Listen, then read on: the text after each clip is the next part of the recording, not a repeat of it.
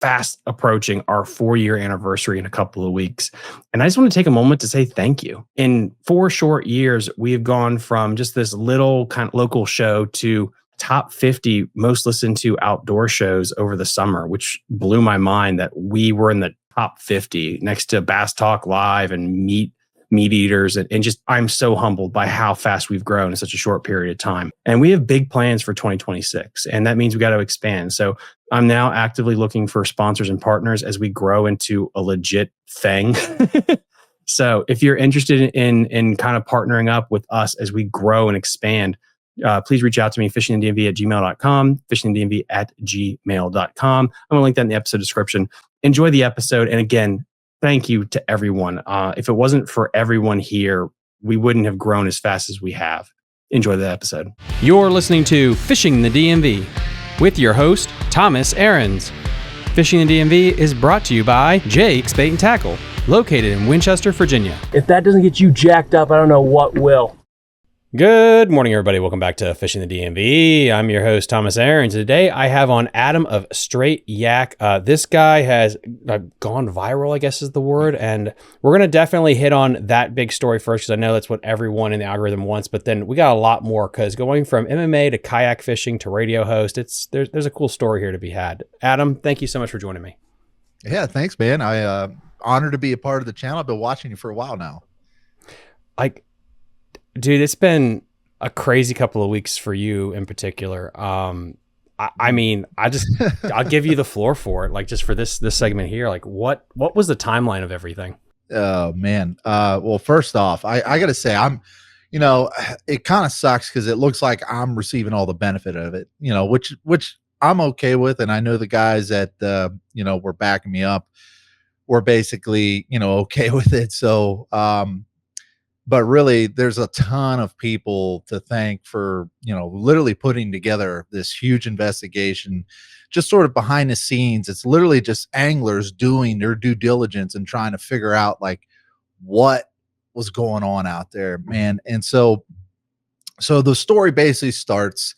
It really all originates from the KAS event. That's the one that Drew Gregory threw on the Susquehanna, and man, there's probably another 6 tournaments that were piggybacking that permit.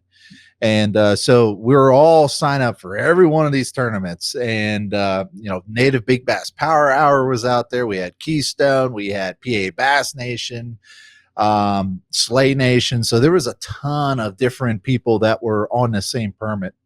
And so a lot of anglers, we go out there, we fish, and then within 2 hours, somebody's already got like damn near 100 inches of smallmouth, and we're just like, what the heck is going on?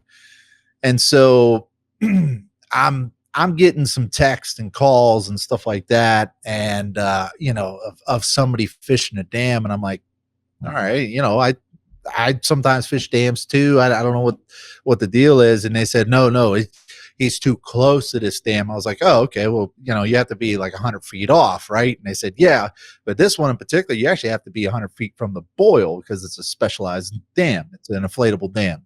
So, but long story short, on that event, we hear this guy, Jacob Housman, who gets disqualified because he fished both days, not just the first day, and realized he was making a mistake and moved on. He doubled down on continuing to fish the same area after being notified not to fish there, and he kept fishing there. And before he was DQ'd, I think he had darn near 102, 103 inches, which is wild in a very shallow water Susquehanna. That is tough and single accessing. So, looking back at some of the videos, I saw this guy cutting people off, and it's just really not good to have an individual like that doing that in the sport in general, but obviously, going against state regulation and everything like that. So obviously, lo and behold, he was DQ'd. And this sort of started a snowball effect where, we were now putting our eyes on this Jacob Housman, and what we were noticing was like this guy it seems like every single tournament he is like up there, either first or second. Like he's up there all the time. And like, boy, that is pretty impressive until you really started diving into it and you're looking at all the photos and everything that he's taken and where he's actually fishing. Now, if you go on Attorney X on his profile, you'll see maybe 90% of the tournaments that he enters are monthly tournaments. And so I get it. If you have a monthly tournament based in Pennsylvania, obviously Susquehanna is a great spot to fish, especially in mid-August. It's very difficult for largemouth to be caught that size. So I get it, but man, lo and behold, I've working sort of behind the scenes with this with Josh Sims of PA Bass Nation Kayak Series. He's attorney director. He was sort of on the forefront. He was probably the guy that initiated the actual DQ from the KS event, plus a 2-year ban he placed on it even before like everybody else decided, yeah, we need to DQ him right now. And because they just knew what he was doing. They knew how close he was fishing. He was fishing a fish conservation area, which is a fish ladder. And so anyways, he starts including me in all the stuff we're doing. And here we are, we're investigating. And all of a sudden somebody out of nowhere just pulls up, hey, he's got a picture of this gorgeous bass from St. Lawrence River. Apparently this is a New York event, a monthly event. And he's holding his fish up, but man, it looks oddly familiar to the one he posted on the monthly out of a boat. So, and we're all like, interesting. And what I did is so you'll see the side, the overlapping pictures. I was the one that kind of put that together. And what I did is I over contrasted it and then, blew out the details of it. So you could literally see the details of that fish. And it is like identical, where it looks like maybe he might have like rubbed off a sore or something like that to make it look a little bit different. But in the end, that is definitely the same fish. And so that started more and more. And before we knew it, I guess one of his friends just got so tired of his arrogance and who he was and how he was, constantly bashing people online, especially going to these online tournaments. And he's just real arrogant about it. It's like, oh, I guess you guys should have fished better or whatever, caught more fish. But, here I am, take it first again or something along those lines. And they got so tired of it. And he said, you know what, that's it. Now, these guys, from what they've told me, I've talked to them and they said that they really don't do any competitive bass fishing. This is just something that they do annually on the St. Lawrence River. And he sent me a photo of literally what you saw, him backing down with a cutout kayak in the back of his boat. Now, I'm sure by now everybody knows and seen that picture and knows exactly what it's all about. The crazy thing about it is, like, when that happened, I told you before we jumped on here, like, I got that picture that night. So I got it Saturday night. I had my kids in the back of the truck. We were coming home from, my, the in-laws and I see that and I pull over because I had to text back. And the first thing I text is like, bro, he is cooked. He's done. Like, this is absolutely infutable evidence of him legitimately cheating, because this was something that we expected. Like, if you guys were paying attention, and Steve Owens ended up posting something that was kind of like odd. He just posted that picture of a green cutout kayak, but you could see the cutout. But right in the very end of that picture, you could see a saw mark, and it's like, and he had posted like, who would like saw their seat, and we were thinking of that. And then obviously this picture came about. Well, later that night, Josh hit me up again. He said, dude, he's like, I want you to break the story. And it's looking like this picture is all of a sudden starting to make its rounds. There's like 3 people who sent it back to me already. He's like, go ahead and release it. And I was like, you sure? Like, cause it's great. Like, I'm very honored and thankful, but I got to do this right. I gotta make sure I get all the details. So I tried writing down everything I could, and I came down here that night, filmed it, and then, dude, I don't know why, but it took absolutely forever for that thing to render and to actually upload to YouTube. So by the time the morning come around, it was 7 o'clock. I come down here, it was ready to go. I hit publish, and I'm not kidding you, within a half an hour, my phone did not stop. So lo and behold, a week later, man, the waters are starting to settle again. I've got more battery on my phone nowadays, but dude, it was absolutely insane. I mean, we're obviously still going through a lot of this process on trying to, whether or not we want to file charges and things like that. That's stuff that's sort of out of my realm. I'm just the type of guy, like I said, like these guys did a lot of work investigating, and all my job was to do is just get the information out there. So yeah, that's basically it in a nutshell. I mean, anybody who's seen the video can tell you exactly, basically verbatim, exactly what I just said. This is just an odd way to cheat. It's so, I hate to say it, creative.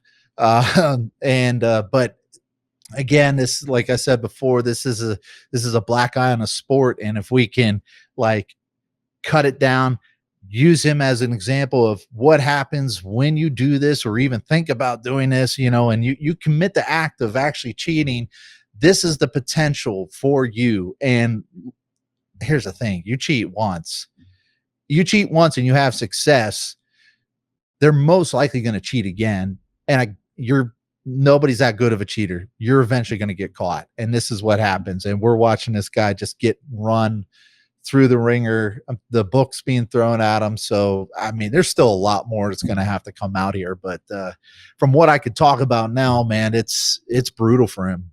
Alrighty, I gotta tell you about something that's been a game changer for me. Super Blue Stuff Pain Relief Cream. Look, I've had a rough life. 3 reconstructive shoulder surgeries, I had a horse flip on me and break my back, and I'm out on the water a lot.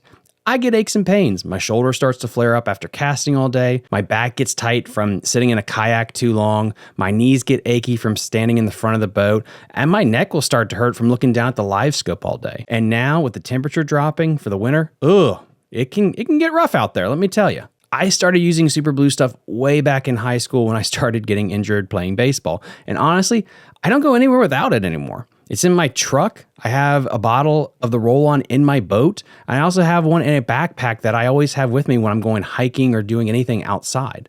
The roll-on is super easy to use. Just roll it on whenever you're hurting and you're good to go. No mess, no greasy hands, and it works fast. What I love about Super Blue Stuff is that it's all natural. We're talking emu oil, herbs, botanical extracts, no harsh chemicals or junk you can't pronounce, and it actually works. And it doesn't have that insane burning sensation or super cold sensation. You just roll it on and forget about it. Right now, my friends at Emu Therapy are offering Fishing the DMV viewers and listeners 15% off any roll-on when you use the code BLUEFISH at checkout. That's Bluefish, BLUEFISH. Head over to bluestuff.com/fishingthedmv, link in the episode description down below, or call 866-571-BLUE. That's 866-571-BLUE. Trust me, your body will thank you. It is. And then guys, as you know, I've been sitting on this spreadsheet since July because I was waiting for the right time to do it. I went full autism, and basically his numbers from the beginning of 2025 up until the incident that happened over the summertime. And what's interesting is if you look at all the tournaments, if he wasn't DQ'd, he had but what's That's interesting crazy. Is when, and then here's another one here. This is with all 10. This is 71%, but this is what's crazy. If you take any tournament that had over 20 plus participants or had a massive payday, his winning percentage jumps to 86%. So wow. It's statistically impossible that if you increase the field, he actually wins more. That's statistically impossible unless something was going on. And this again is, I stopped in August because what was I going to do? Dump this? And there was a huge group for him at the time. But I just dropped this on my Facebook page a couple days ago to show. And this is when people were saying online, well, it's just $200. Yes, but this is what's so brilliant about what he did. If you enter $200 monthly tournaments over 2 years, all that compounds. Oh yeah. And so this is what scares me is this is just what I quickly pulled up in an afternoon what is his whole track record? When did this actually start? How far back has he been doing this for? And that just kind of really, really bothers me because, again, in bass fishing, guys, Kevin Van Dam had the best winning percentage ever in history. I think it was like 10, 15, 20%, I think. That's 69%, wild. 71, 86. It's insane. It's absolutely insane. But you can't use statistics as proof of an issue, but luckily with what you guys did, you were finally able to really blow it up wide open. Yeah. No, I mean, that's wild right there to even think. I mean, that's impressive putting that together. I couldn't imagine 86% winning percent. That's unheard of. Like, it's unheard of. I fish a ton of tournaments. I got one win on my profile. Like, dude, this is impressive. Like, but winning's hard. And if you guys look at it, and again, go online, anyone listening to this, do it yourself, go back farther, create more data. There's never a bomb either. It's a fourth, it's a second, it's all first place. It's preposterous, man. And again, it's just like, how far did the rot go with it? And it's so simplistic. I mentioned this offline to a friend, but the AI thing, you can get down that rabbit hole. You need a level of competency with AI to be able to trick the system. It will happen. There will be a scandal eventually with that, but you need a level of competency. Mm-hmm. Anyone can cut up a kayak and do this. And that terrifies me more, because then the sample pool of people that could try to do this and copy it, there's more of them that could be like, I can cut up a kayak and do that. So where do we go from here? I don't know. I heard Chad and all them, I think it was Monday or Tuesday night, talking about the different rules and stuff. And I don't know if I believe in all of those going just full crazy on the other end of the spectrum. I think part of it is we just need cool heads to take a minute, take a breath, and wait a couple of weeks and come up with a decision here. Because I think this is the worst scandal in kayak history. I won't say fishing in general, but for kayaking, probably. Oh yeah. No, I didn't have this on my 2025 bingo card. So, we're almost out of the year. We almost got through the year without anything crazy. But, well, I mean, we had already a Photoshop situation with native watercraft that happened at Lake Fork, which I found to be interesting. I think in the end, what it is like, and I don't want to badmouth any actual like verifiers of these guys, like people who are judging these pictures, but maybe there needs to be a bit more on the technical side of it, okay, why is this like why is it saying it's over here? But I know there's no way that this individual was able to kayak, 3 miles in a half an hour or something, or something like that. Whether or not they screwed up on putting changing the GPS location and coordinates and things like that. But really, I do think that maybe somewhere along the line we need to have, because it's so brutal to be a judge in a tournament, man. Like it's tough because you've got so many other people that you've got friends that you're judging and things like that. Mm-hmm. But I don't know, man. I want to believe like with what we're doing right now with Jacob is enough to deter somebody else in the future. If we can make it big enough to where anybody else out there who are thinking about doing this, might think twice.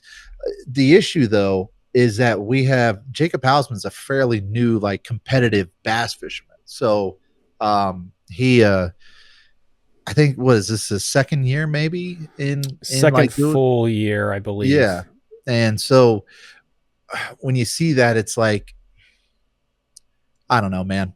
There definitely needs, like, I didn't hate the idea of potentially doing a release video for every one of your fish. I get that. Good God, that would suck if you were in a native big bass power hour. Like every single one of them 14-inch or over fish, you got to have a release video for, but maybe that's something that we do. See, here's the thing. This is the reason why, like, I use these guys, I always record everything I do. Now, granted, I kill a couple birds with the one stone doing that, because now I get a chance to make videos on YouTube and put out content and stuff like that. But it's also an assurance thing for me in case there is a situation where somebody calls me out. In fact, that actually saved me, because I caught a 21-inch largemouth at Lake Wilhelm. It's kind of a big bass lake here in western Pennsylvania, and but it had a dead eye, and this is just for a local event, and I released that fish, and then when I got off the water, someone hit me up and said, "Hey, do you happen to have a release video?" Now, granted, this fish is healthy. Like, you could tell I didn't pick it up out of the water and put it on there, but in the rules it does state if there is a dead eye that we ask that you take a video, otherwise we're gonna have to disqualify that fish. And so thankfully I had a GoPro video of me catching that fish, and when I went and showed them, they're like, okay, all right, we're good to go. So it is an assurance thing. I like that. I encourage all anglers to do that. I mean, I've got videos on my YouTube that show how to run these things all day. But still, you get a guy who's just fresh off the street and stuff like that. How do you get them all this information? Like, it's so difficult. I believe Dwayne Wally from Attorney X is working on a couple things. I know that he's working on, potentially, he had already talked about this, using the Nothing But the app to be able to take a photo of the fish, which is fine as long as we've got an ability to use it offline. I think that could be a good thing. But yeah, man, it just comes down to it. I don't think there's really a way to get rid of every bit of cheating out there. No. It's because there's people. Like, it's and this is something that gets me frustrated with the fishing industry, is it's like they're just new to this. Like the Houston Astros in baseball, Bill Belichick, name a time with the Patriots. I'm assuming there's one or two scandals probably in MMA history. Like, as long as you have people competing, this shit's going to happen. And to me, it's like, I think I posted about this the other day. It sucks. We need to take a firm grasp that this is bad, but let's not overreact either with the rules and stuff. Let's make sure we make a good, calm decision here, because I saw some people like, oh, I don't want to kayak fish anymore. It's like, dude, that's like saying you're going to give up driving a car because you saw a car wreck. Like, exactly. Yeah. Let's take a deep breath here, because we are dealing with technology. We're dealing with people that they just did crummy things, and that's part of the experience. And I was telling Dwayne like 2 or 3 weeks ago, whenever that the Photoshop thing hit, it's like, the system kind of worked because you did have a human backstop it. Like, I feel like people get too comfortable with AI and technology that's going to solve all of our problems, but we still need that dude that does flip through the photos and be like, this one doesn't make sense. Yeah. And so in that sense, like, somebody caught it, which means it kind of worked. Like, somebody did catch it. I hate to say it, man, because there's a lot of tournaments that we do up here in Pennsylvania where we technically don't have a judge until we get off the water. And then by the time you get off the water, then you're going through and judging these photos. It's like, this is where, granted, you're at the awards and you're waiting, and it's like, you got to go through these things. People are getting kind of fed up, like they want to get back on the road and go home and stuff. And so you're just looking through, and it's just like, maybe there's just not enough time to really look through these photos. It's almost like you need like a designated judge who's not fishing the actual event. But I know it's brutal, because I hate to be that guy sitting out there watching all these guys catch the fish, and I'm just sitting there, so I don't know. The one thing I'm going to try talking to Josh about PA Bass Nation wise is, I do believe that individuals who volunteer their time judging ought to be like compensated in some way, shape, or form. I hate to say it, because it ultimately adds to the price of, or either takes away from the payout, or adds to the price of admission, being able to join these tournaments. So I don't know, man. I really hope I hope we can find a solution. I mean, need a lot more people than just some guy who got hit in the head for a living to bring up ideas. So You know, Well, that's a segue. yeah, I that's good. I need the story. Like, how do you Okay. get involved in MMA first, and then the transition? Oh man, I always tell people MMA was my backup to what I wanted to do in life. Like, in fact, it wasn't even a backup until I realized like I really had no other option, because my whole life growing up, I always did like 3 or 4 sports a year. I did football, baseball, wrestling. I would do track. And so, out of all these, I was just looking for something for me to excel in. And football seemed to be that thing. And so I ran into string of bad luck. I lost my father right before I left for college. And so it was just me and him. And so now it was all on me, no excuse. But in the end, like as a 19-year-old going up and, paying a college like $30,000 a year to go play football, I thought that I could be a big fish in a little pond. And then the one area we were looking at Fairmont State at first, and then eventually transferring into West Virginia is what I wanted to do. So it was 6'3", 245 pounds. And, I was a defensive end. It was pretty quick. I ran a 4.59. And then, but what I really wanted to do was punt. I was I think an exceptional punter. And so anyways, I went through the spiels of just playing a D3 school, and coaches telling me like, yeah, don't worry about paying us, just come play, like, okay. And then third game in, I tear my ACL, and then all of a sudden they don't even want to talk to me anymore. And before I knew it, I had a dean, breathing down my back. We need a payment, Adam. We need this. And I'm like, so what? You want me to, practice football, go through rehab, go through college, and then work and try to find time for work? There's like no possible way I'd be able to do all that. So I ended up backing out and, signing, leaving college. Only was there for about a half a semester. And started working some dead end jobs and got an apartment, just like terrible situation. And eventually, I was sitting there bored out of my mind, and I went out and got the mail, brought it in, and on the back of a penny saver said, try mixed martial arts, 30-day free trial. And I was like, it's pretty interesting. I was like, I know obviously what UFC is all about. And I had a wrestling background, wrestled since I was in second grade. I was like, let me give this coach a call and see what he says. Well, lo and behold, I go down, I start training, and turns out like I had sort of a knack for it. There was a moment there where I wasn't quite getting as beat up as I thought I would.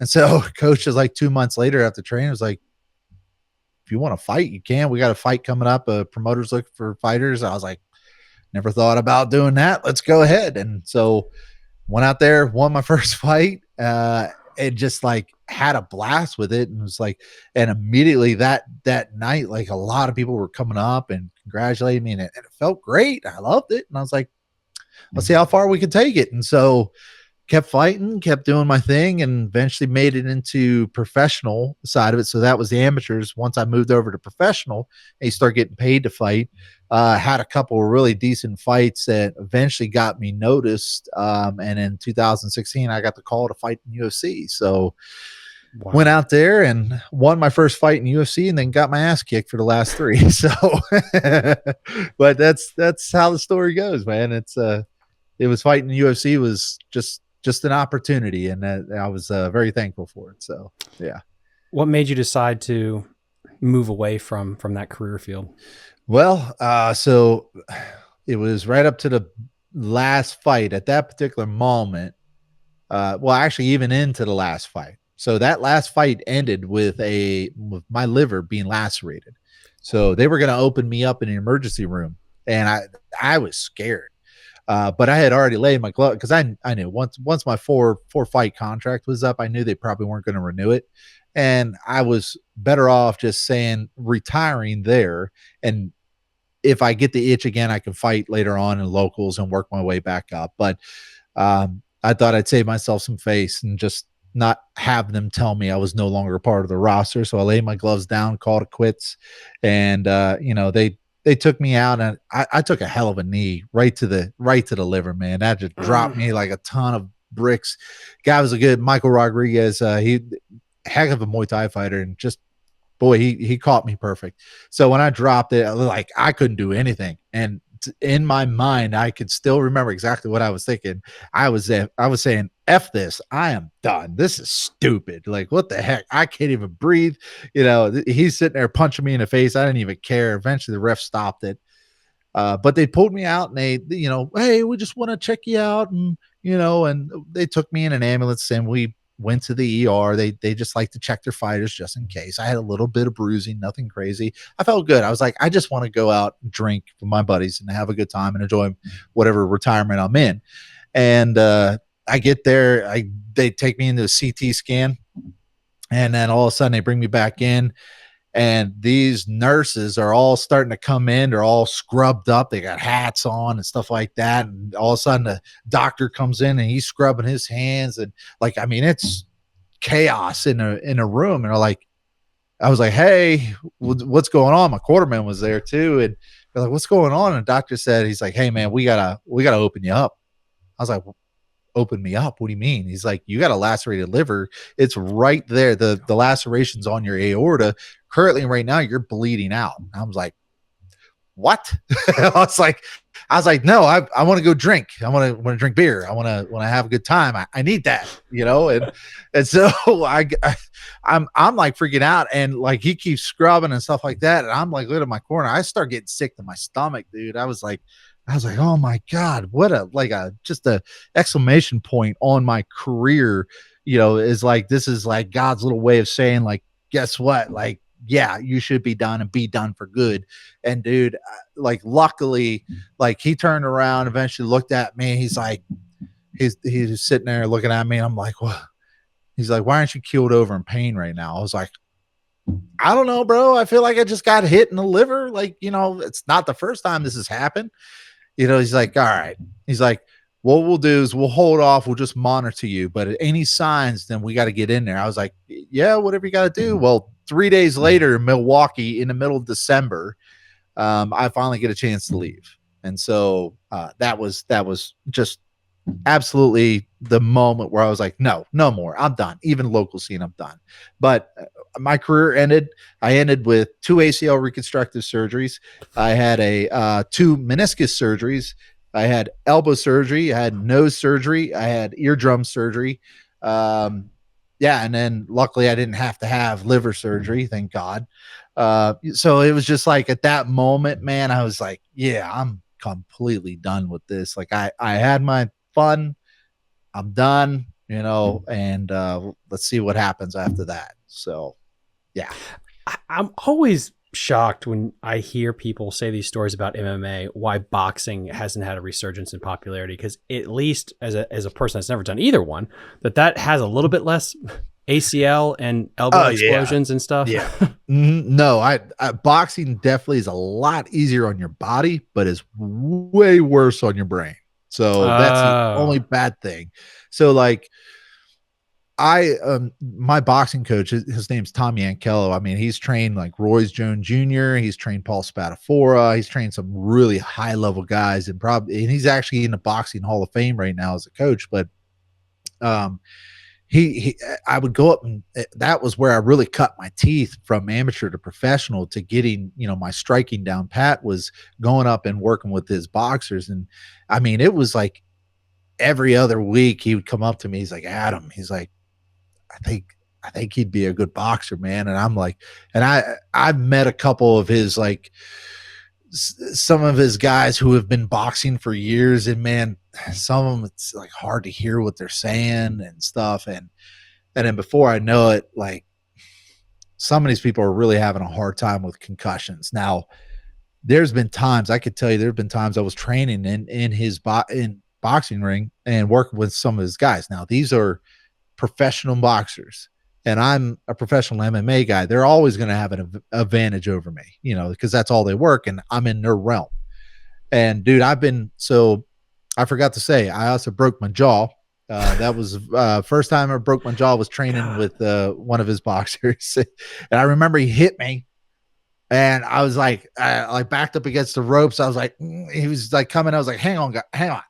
Like my mouthpiece is all screwed up. I was like, tried to bite down. I was like, I kept boxing a little bit, and like my mouthpiece wasn't fitting right. I'm like, what the heck is going on? I was like, all right, hold on. I apologize, man. I don't mean to mess up your round, but something's wrong. So I left. I was like, maybe I just got to call it for today. I left. I went home. I took my girlfriend at the time out to eat later that night. I remember I picked up a piece of salad. I put it in my mouth to just chew like a piece of lettuce. And it was one of them, like in the middle of the restaurant. I like screamed, like, and then had to run over the trash can and like pull it out. And I realized, like, I was like, I didn't think that it was broke. I was like, man, it must be like my tooth. And I went into a dentist and he looked at it. He's like, and this is 3 weeks later now. I finally went to the dentist to look at it. And he says, yeah, you see that crack? I was like, yeah. He's like, yeah, it looks like it's the wisdom tooth back there, but see how it continues down and it wraps around? He's like, you broke your jaw. I was like, oh, I was like, are you going to have to wire it shut? That was my worst fear.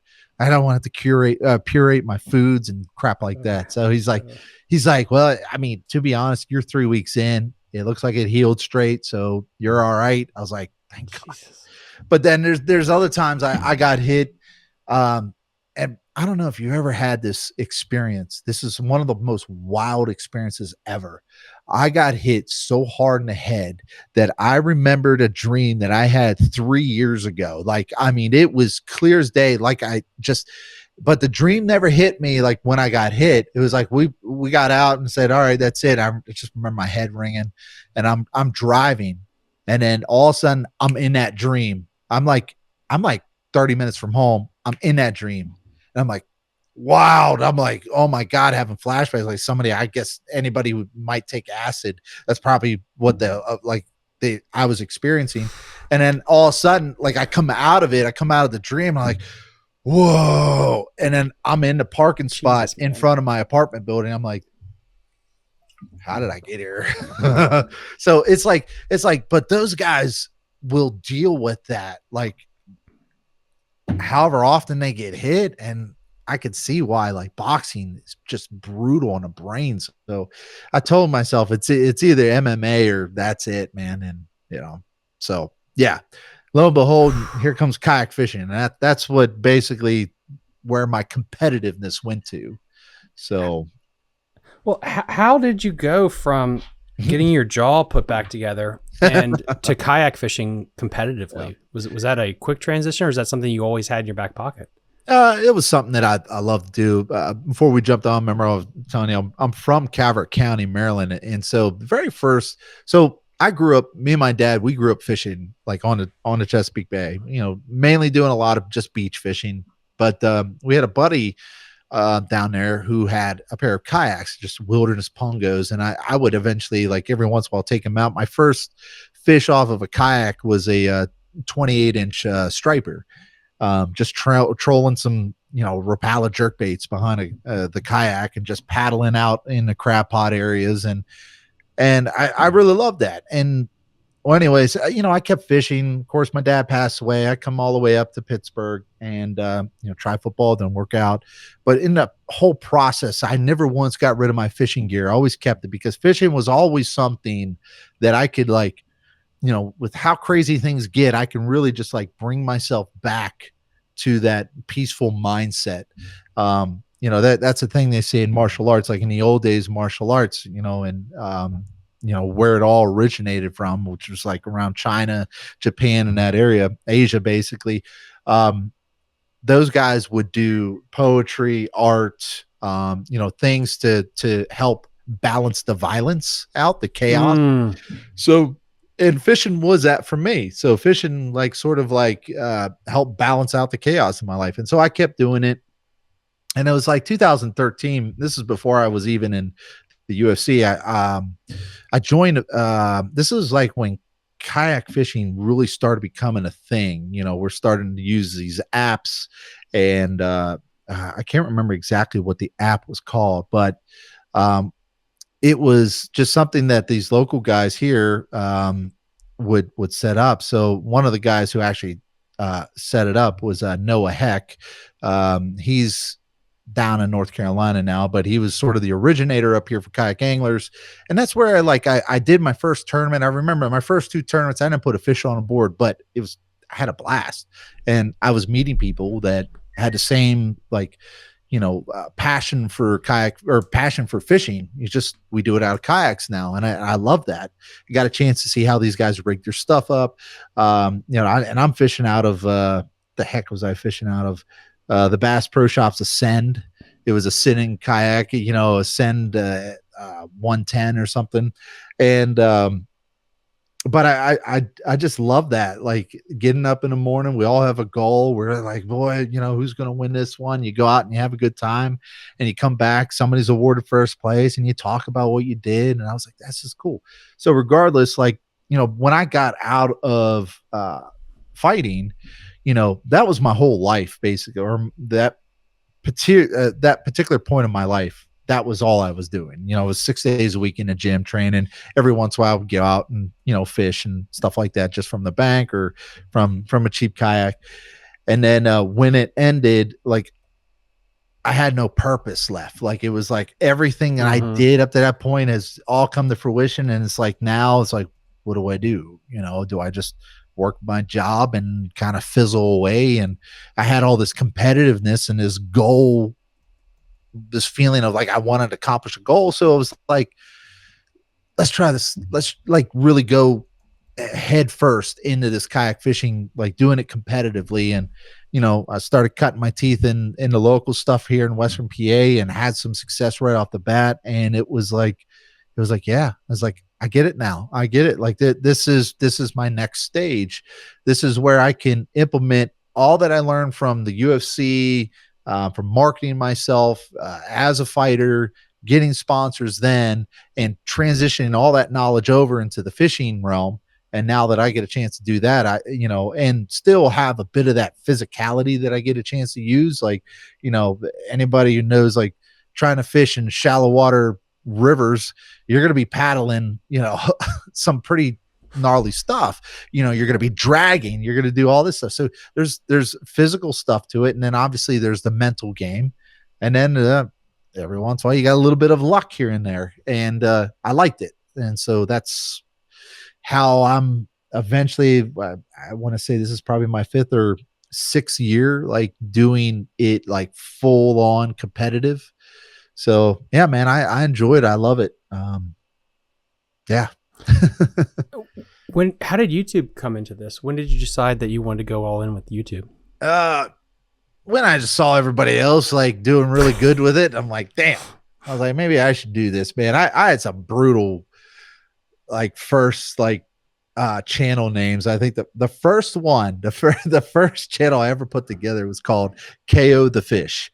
I was how can I implement fighting into fishing? Then there was one that said Fish Fighter, and then then I sort of had a decent one with a buddy of mine. We called it the Thirsty Outdoors. Man, we were doing pretty good. We did everything from hunting to fishing to camping to hiking, all that stuff. And then I kind of let it die out. And again, like I said, I'm watching everybody have a lot of success in YouTube. And there was one particular video that I watched, of somebody literally talking about YouTube. And they said, the question was this day and age, does it make any sense for me to start brand new? Will I be able to be where you guys are?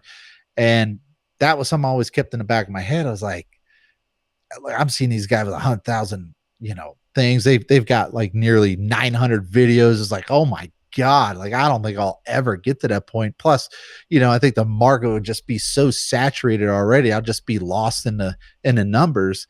And then this guy put it right. He said, it's whatever you want it to be. He's like, there is no shortage of people who want to watch things. There's no shortage in individuals who, any sort of fan base, or just not even fan base, just people who are entertained by what you're doing. And I was like, maybe I'll just get into it to start maybe helping other people, maybe people who haven't done kayak fishing before want to get into it. That's originally, when I really started with the Str8 Yakd stuff, was designed to help get people into kayak fishing more, because I knew it would help a lot of the friends who have chapters in the area. And lo and behold, it just kept going and kept going. And then I found out, I was like, you really want to make it in YouTube? Just start talking about fishing drama, yeah, right. I see where Randy Blockett is, like I get it now, Yeah. But no, I don't want it to go that way. It's just like, this is just something that just ended up helping, Oh yeah. I mean, it's the fastest way on social media is to feed the algorithm with drama and pop culture. And Yep. is that a reflection of just of humans? Who knows? That's a Black Mirror episode. Don't worry. That'll eventually happen. Where do you see yourself then when it comes to the tournament scene? Are you going to try to segue more into a director's role in 5 to 10 years? Or do you want to go full into just being a competitor? Both? Man, I would love to just compete. But there's sort of like, I don't know, once you've done this as much as I have already, like I haven't done it enough in my heart to think that like, hey, I'm just going to stop and just go tournament director. But there's a point where it's basically you've earned your due, and now it's time to allow the next generation to come up and for you to help potentially push that generation to something more to help grow the sport. And honestly, you're never going to grow the sport exponentially by being just a competitor. You're going to grow the sport by being a tournament director who's putting out innovative ideas, who's doing things in the sport that they're helping to make the sport better, putting out new rules, helping create a better level playing field for people, and I think once you get to a certain point in your career in kayak fishing, you'll either think like after it's all said and done, like maybe the money's not worth it. Maybe the 10 to 12, 15-hour drives aren't worth it. Maybe there's more of a purpose to get into, seeing how can we make this a legitimized, it is a legitimized sport, but how can we really build this up? How can we help the younger kids get in here and, be better than who we were? And so there's a certain point where you start kind of segueing over into that. I don't think I'm there yet. But I'm, sort of me just speaking on my own self. Like I have a helpful personality, especially those that I care about, my friends. Like, if they need help or I see that they're struggling, I will put aside, my wanting to go out there and compete and try to win, to doing what I can to help them out. And I've seen it already happening. Like, with Josh Sims, like I told him for this next year plus the foreseeable future, I want to help out in PA Bass Nation. Now, I told him, I was like, I don't want to be like the face. I want you do that. You be the tourney director, but I want to help build it. Like I want to, pull more people in. I want to give them a place to showcase their skills. I want to build something that they find exciting, that it's a respectable sport. It's something that people can, especially a lot of introverts out there. It's a great way for them to get out of the house and meet new people. And so I always wanted to be a part of that too. And that's where I'm like, I'm riding on that line, man. I'm still competing. That's just my competitiveness, but I may draw back the local scene and try to help the local scene more on the managerial side of that.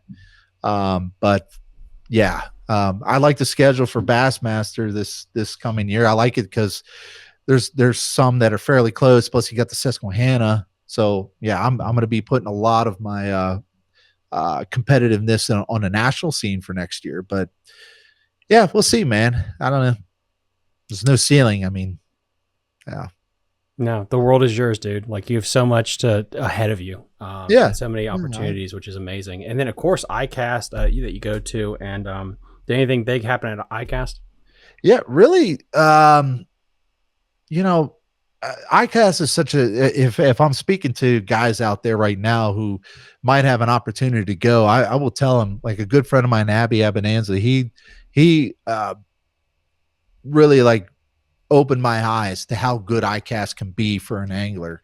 You've got to have some confidence. You gotta have some willpower, and you got to be willing to deal with people, not wanting to work with you, but it's a great opportunity for you to go down there and, meet new companies, build relationships. And so this is my third year going down, and got in touch with a couple of guys from on the outdoor radio network. And so the one guy is a friend of mine. I've been on a show quite a few times, and the outdoor radio network, it's an app that it's basically just like, I wouldn't say podcasts. They're actual like radio shows, but they're compiled into one area to where these guys will basically give out, like, I know a lot of guides listen to that in the North Carolina, South Carolina area. They're looking for, where the redfish are this time of the year, what baits are working to help their clients catch more fish. But then at the same time, like it just helps anybody out there who just wants to have a good time, either fishing or hunting, because there's a lot of hunting stuff on there too.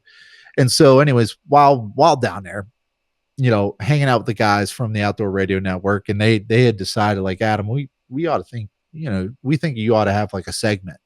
And they call it the Kayak Power Hour, and I would be on the last half of that segment for a 30-minute segment. I got two 13-minute placements where I would basically just talk about anything involving kayak in freshwater.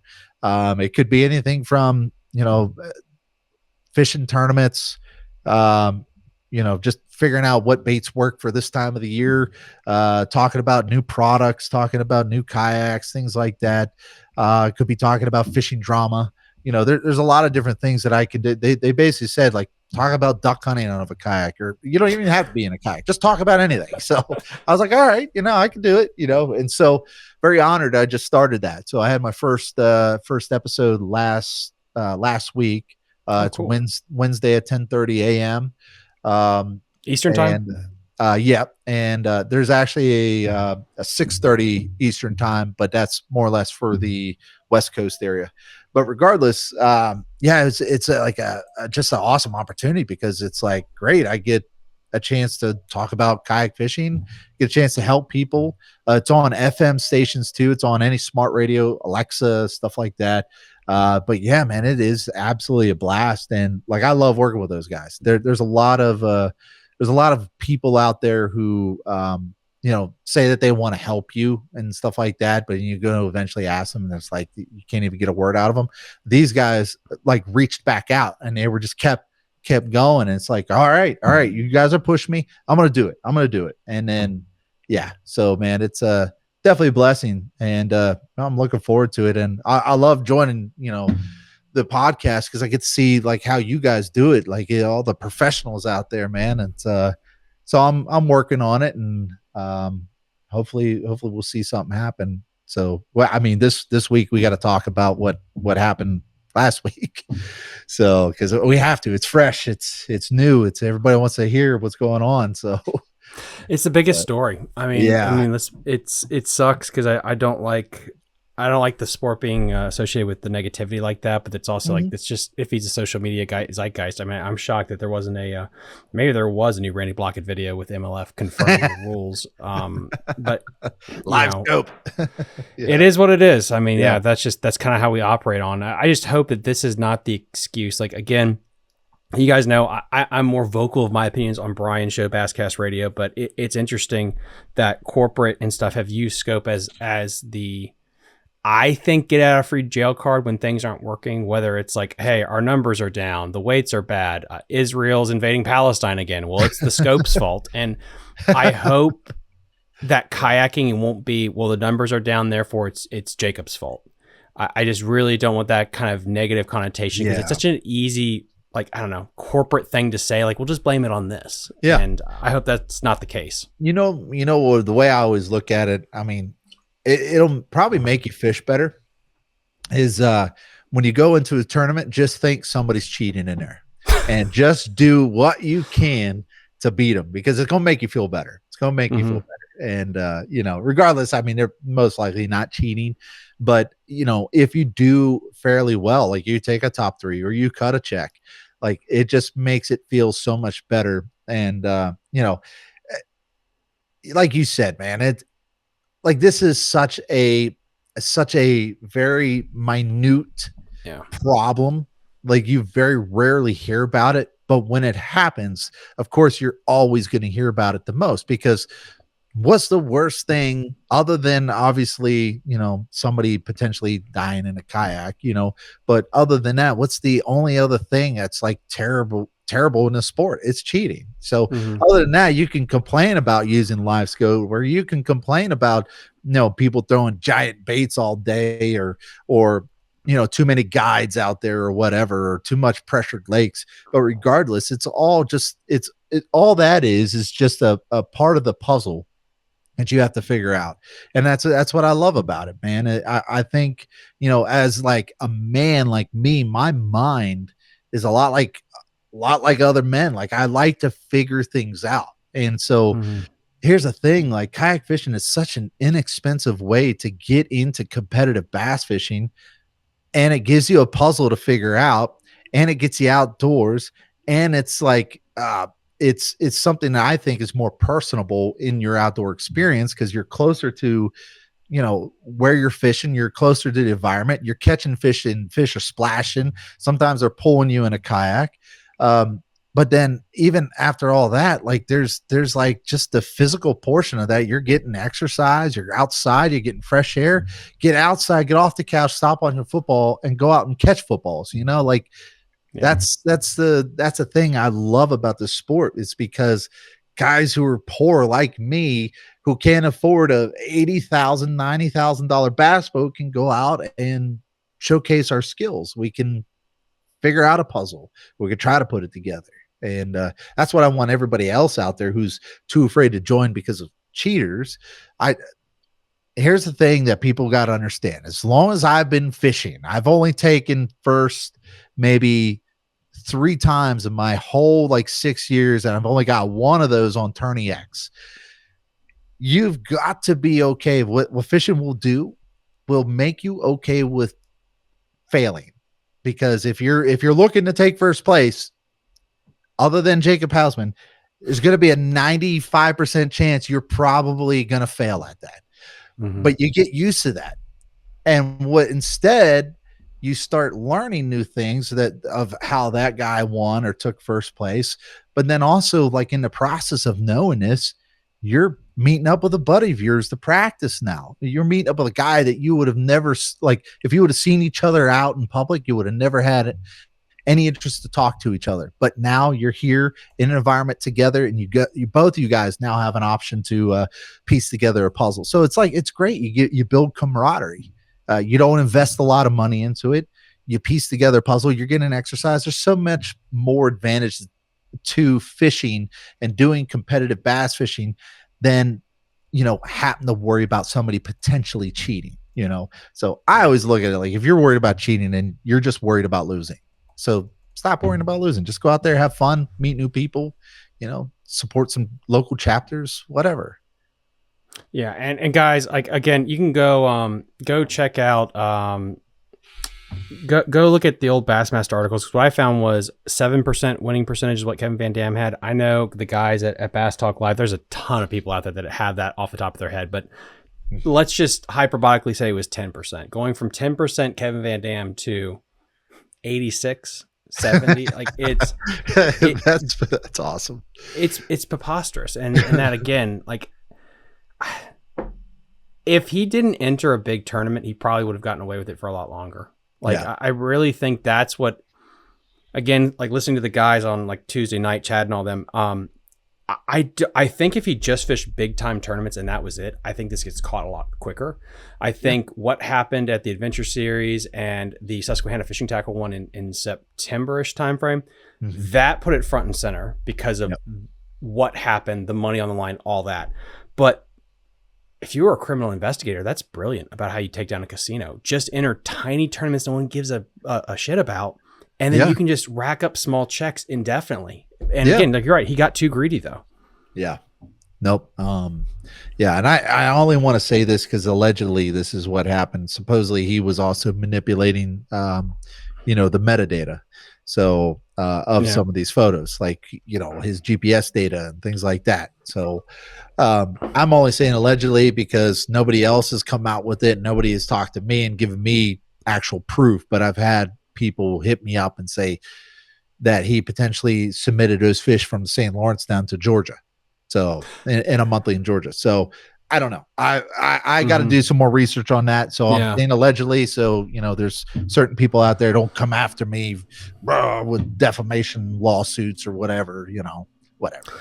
Yeah. I mean, allegedly, he caught him in Canadian waters and brought him back to the United States. Yeah. And I'm going to try to get more hard evidence on that because I think that is a big no-no for people listening. Well, that's that's a big no-no. Yeah, you're going international with it. I wonder what Canada's laws are like.